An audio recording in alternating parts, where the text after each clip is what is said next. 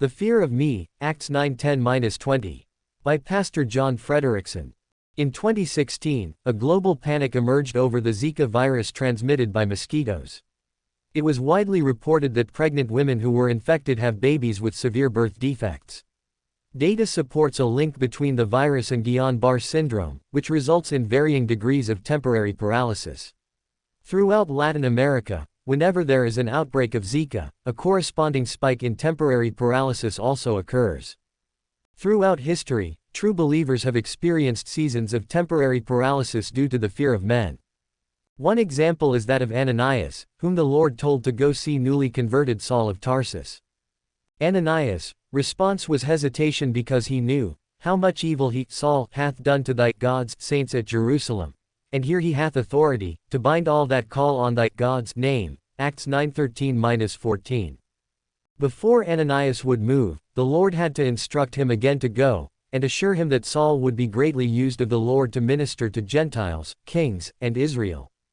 While the fear of Ananias for his physical safety was legitimate, believers throughout history have been paralyzed into silence, fearing only the verbal, social, or emotional disfavor of men and women. Solomon wrote, "The fear of man bringeth a snare," Proverbs 29:25. Even great saints of the past, who were greatly used of the Lord, feared the negative response of those to whom they were sent to deliver a message from the Lord. Ezekiel was told, "Thou art not sent to a people of a strange speech and of an hard language, but to the house of Israel, but the house of Israel will not hearken unto thee, for they will not hearken unto me. Behold, I have made thy face strong, fear them not, neither be dismayed at their looks, though they be a rebellious house. Go, get thee unto the children of thy people, and speak unto them, thus saith the Lord." Ezekiel 3:3-11.